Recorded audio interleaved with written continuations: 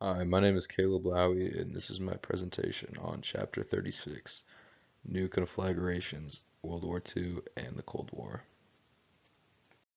There were two sides to World War II. One side consisted of the Axis powers, and that was made up of Germany, Italy, and Japan. The other side being the Allied powers, that contained France and all her empire, Great Britain and all her empire, the Commonwealth, such as Canada, New Zealand, and Australia, China, the Soviet Union, as well as the United States and its Latin allies.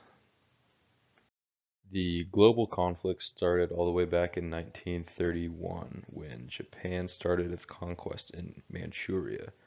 The League of Nations condemned Japan's actions heavily, and in response to those condemnations, Japan backed out of the League, and after it had left the League of Nations, Japan could be characterized as ultra-nationalist and very pro-military. In July of 1937, Japan launched a full-scale invasion of China. The first battle of this invasion was held at Marco Polo Bridge near Beijing, which the Japanese won, headed into and eventually took over Beijing. From here, they headed south towards Shanghai and Nanjing. Both of those cities fell in December 1937, and after this, the Japanese rounded off 6 more months of straight victories over the Chinese. The Japanese invasion of China led to what would be known as the Rape of Nanjing.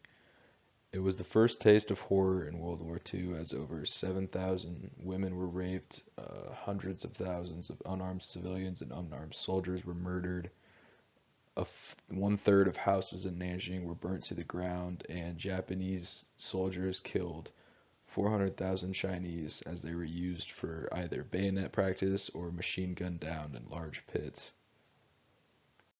At the time of the Japanese invasion, China was actually undergoing a civil war between the communists and the nationalists. They decided to put a stop to this and formed a united front policy, which immobilized an army of about 1.7 million against the Japanese. Strong feelings of nationalism were also the cause of this united front policy, which the Chinese wished to fight back against the Japanese as one people. Benito Mussolini rose to power in Italy after promising Italians he would turn them into a great empire again. He would do this by conquesting and annexing foreign lands, such as Ethiopia, which was Mussolini's first conquest. This conquest was met by outrage from the world as the militarily superior Italians mowed down Ethiopians. Next, Italy annexed both Libya and Albania was seen especially important because it was a bridge into the Balkans that Mussolini could take over as well. Following the end of World War I and the signing of the Treaty of Versailles, Germany was left in shambles. The treaty enforced harsh economic conditions which left the public basically powerless, which led to the rise of Adolf Hitler. Hitler's first move was to remilitarize Germany, which was a direct violation of the Treaty of Versailles. Then he rearmed the Rhineland, which is an area on the border between Germany and France. He forced Austria to be annexed, and he also annexed Sudetenland, which is an area in Czechoslovakia. The Allied powers saw what Hitler was doing in annexing all these countries and became very worried. So they called a meeting in Munich called the Munich Conferences. Representatives from Italy, Germany, France, and Great Britain were all there. France and Great Britain enacted a policy of appeasement, and they basically just told Hitler to stop expanding territories. There really wasn't any punishment if he does. They just told him to stop. And when Neville Chamberlain, the Prime Minister of Great Britain, returned to London, he got off the plane and proclaimed that the conference had achieved peace for our time. Now, Joseph Stalin, the leader of the Soviet Union, saw the appeasement policy and he thought it was a conspiracy to deflect German aggression towards the Soviet Union. So Hitler and Stalin met and signed what is known as the German-Soviet Non-Aggression Pact. The pact promised that the two countries would never attack each other, and it also promised that neither country should get involved with the other if one of the countries should ever go to a war with a third party. Uh, the world was shocked and outraged because should a war break out between the Allied and Axis powers, where would Germany or where would the Soviets stand? No one really knew at the time. Of course, since there were no punishment for his actions through the policy of appeasement, Hitler just kept taking territories, and on September 1st, 1939, Germany invaded Poland with what was known as the Blitzkrieg or the Lightning War. They brought panzers, otherwise known as armored tanks, and it was swift and it was fast, and that's why it was called the Lightning War, otherwise known as the Blitzkrieg. Germany then goes and seizes Norway, which gives them control over the entire North Sea, and they go into France and take France, and with the fall of France, Mussolini is convinced that Germany will win the war, and to get any Italian benefit that may come from it, Italy joins the German cause, and Hitler makes France sign an armistice in the same car that Germany signed the armistice to end the First World War in 1918. The Germans then tried to invade Britain, but they were determined to do it only through air attacks. Um, Hitler led what was known as the Blitz, and he heavily bombed highly populated metropolitan areas. This was meant to destroy British resistance and crush the British spirits, but the Royal Air Force of Britain eventually held off Hitler's Air Force, otherwise known as the Luftwaffe. And after the Royal Air Force defeats the Luftwaffe, the Germans give up plans to invade Britain. After they couldn't invade Britain, the Germans turned their attention to the Soviet Union and Operation Barbarossa. Hitler organized a army of about 3.6 million soldiers and marched them into the Soviet Union. This caught the Soviets off guard because of the whole Soviet-German non-aggression pact, and because of that, the Germans advanced all the way to Moscow, just winning every battle because no one had been ready for war at the time. But as they got deeper into Russia, the resistance tightened, and also the Russian winter made it very cold, and the Germans weren't ready for that, so the German war machine stalled. On December 7th, 1941, the Japanese attacked Pearl Harbor, Hawaii. It was the first ever attack on U.S. soil, and 350 Japanese bombers, fighters, and torpedo planes disabled 18 ships and destroyed over 200 plus aircraft. 4 days later, on December 11th, 1941, Germany and Italy declared war on the United States, which was the only reason the U.S. needed to jump in to the war at that time. Once the U.S. hopped on the Allied side, the tide of the war quickly turned, and with D-Day, the British and U.S. forces landed in Normandy, France, and fought back the Germans, eventually recapturing France. The British firebombed the city of Dresden, Germany, which killed approximately 135,000 people. The Allies then invaded Germany, and Hitler commits suicide in a bunker on April 30th, 1942, and a battle in Berlin between the Soviets and Germans brings an unconditional surrender by the Germans, ending World War II in Europe.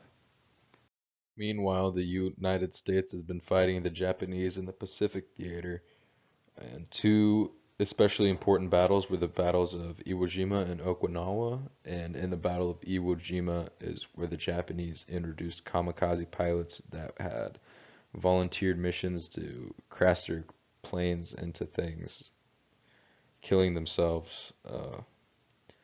Iwo Jima and Okinawa are especially known for the fierce levels of fighting they had, and 110,000 Okinawans died at Okinawa, and they just didn't surrender. And this convinced the U.S. that Japan would never surrender, and they would have to kill all the Japanese for World War II to end. In December of 1945, the United States dropped two atomic bombs on the cities of Hiroshima and Nagasaki, and upwards of 200,000 people were instantly vaporized or slowly killed to death by the insane amount of radiation in the city. Pictured here is the city of Nagasaki after the atomic bomb had dropped. You could just see all the destruction there is and the devastation uh, caused by the bombs, and the fact that the Soviet Union had just recently declared war on Japan led Emperor Hirohito to surrender on August 15th, 1945. Now that we've covered what happened in the war, like a timeline, we are going to get into what it was like to live in the countries at the time. Uh, Puppet governments were set up in Manchukuo, and Manchukuo is what Japanese-controlled China, Burma, and Philippines were called. It was a little bit different with the German side and Germany's possessions. Uh, any place that Hitler deemed racially valuable became a part of the Greater Germanic Empire, but any place he didn't was allowed to keep its civilian administrations. Sometimes the governments were forced into exile. The Japanese and Germans just tore apart the lands that they occupied. They took all the natural resources in the area, as well as all of the wealth from the local economies, and they did it to finance their war machines. They had prisoner of war camps to help meet the labor shortage that they were experiencing, and in those prisoner of war camps, they were just terrible conditions, horrific conditions. Inside these prisoner of war camps, mortality rates could hit as high as 30% in some Japanese camps. This was due to medical experiments being performed, and as well as the super harsh working conditions, food shortages, and Hitler's racist regime led to cruel treatment of prisoners, especially the Soviet soldiers in German custody. One of Hitler's goals in the Third Reich was to rid Germany of the inferior race or people that he thought were inferior to him. This included Jews, Gypsies, uh, non-Jewish Slavs, and uh, 15 high-ranking Nazi officials met at a conference in Wannsee, often referred to as the Wannsee Conference, to come up with a solution to Hitler's Jewish dilemma. And the final solution is what was came up with, and what it was is that they are going to attempt to murder every living Jew in Europe. They were going to carry out this final solution in what would be later known as the Holocaust, where they evacuated every single Jew, or they tried to get every single Jew from all their occupied lands, and they sent them to eastern Poland. They were they were put in work camps or extermination camps. One of the most famous concentration camps was Auschwitz, where approximately 1 million Jews lost their lives, and in total, about 5.7 million Jews were murdered during the Holocaust. On to a lighter note, let's take a look at the women's role in the war. Back in the U.S., women were often allowed to join factories because of the men shortage, or they sometimes were put into military services themselves. Because all the men were over in Europe fighting, many became the head of their households and kind of became the first independent woman. But when the men returned, they were expected to return to their traditional roles. After World War II, there became a period of hostility between the United States and the Soviet Union, known as the Cold War. So now we're going to take a look into the origins of the Cold War. After World War II in 1945, the League of Nations was created as a security council to pretty much make sure nothing like World War II ever happened again. Uh, but all the allies expressed different concerns about what they should do with Europe. Uh, Stalin wanted governments controlled by the Soviet Union. Uh, that would be a safeguard against threats from Germany, so they couldn't take over all that land again. But the U.S. and Great Britain were worried that the communists will be put into power in Western democracies. This led to the Truman Doctrine, which was an interventionist foreign policy by President Harry S. Truman, which stated that the U.S. will always support democratic people and will assist in fighting off communist regimes in the attempt to stop communism from spreading.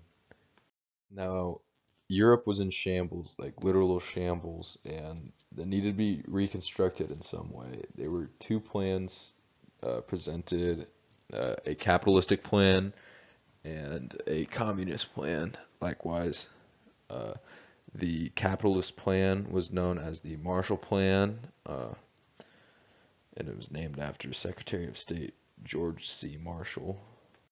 The communist plan, also known as COMCON or the Council for Mutual Economic Assistance, was the alternative to the Marshall Plan, and uh, it was going to help out Europe by increasing trade within the Soviet Union and Eastern Europe. Here you start to see the common theme of whatever the democratic West has to do, the communist East has to get kind of like the same thing, but only their version. Uh, the United States and Great Britain and France and a bunch of other countries signed uh, a treaty known as NATO, or the North Atlantic Treaty Organization. This was to maintain peace in post-war Europe, and it was an alliance against Soviet attacks should the Soviet Union ever attack one of the countries. Every country in NATO would be pulled into war against the Soviet Union, and the Soviet Union's version of this was the Warsaw Pact, and instead of all the Allied countries from World War II, it had taken the Eastern European satellite countries that were occupied by Germany. In the mid 50s and early 60s, we see that communism becomes the United States' number one concern, and Senator Joseph McCarthy leads the famous Red Scare, which is a witch hunt throughout the U.S. government and attempts to expose communists in Hollywood as well as the government. Stalin in the Soviet Union enforces economic planning on governments and very anti-capitalistic propaganda, and rebellious artists, their work was suppressed, and there was a bunch of censorship going on out of the Soviet Union. After World War II, the Soviet Union and the United States couldn't really decide what to do with Korea, so they separated Korea into two states, with the People's Democratic Republic of Korea in the north and the Republic of Korea in the south. The south was democratic and the north was communist. Um, they divided each line at the they divided each state at the 38th parallel, which is a longitude line, and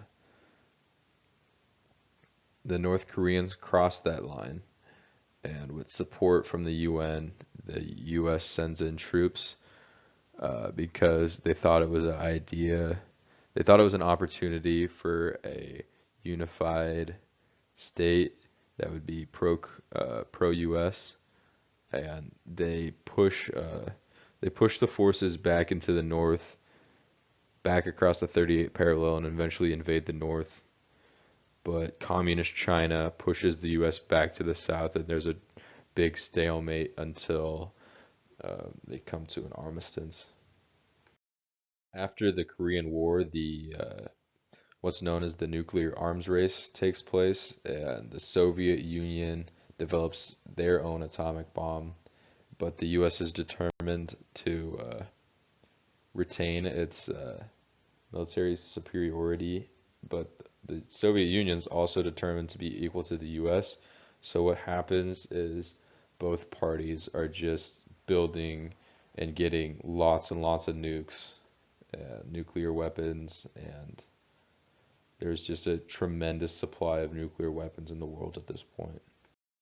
Typically, Cuba had always been a pro-US country, but Fidel Castro overthrows Fulgencio Batista y Sal Zaldivar, and the Soviet Union offers massive aid to them, and they agreed to purchase half of all sugar production as well as give Cuba some arms, as long as Castro pledges to support the USSR's foreign policy. This is a big problem for the United States because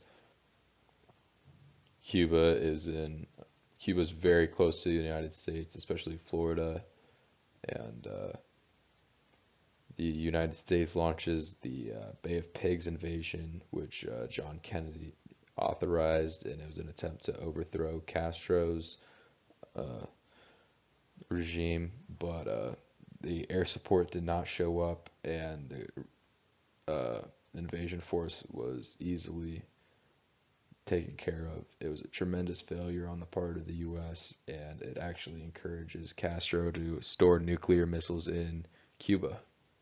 After the Bay of Pigs invasion, the next major event that comes up on our timeline is the Cuban Missile Crisis. And that's when the United States learned that the Soviets were building launch sites for medium range nuclear missiles in Cuba. That's a big problem because those missiles could reach the United States within minutes.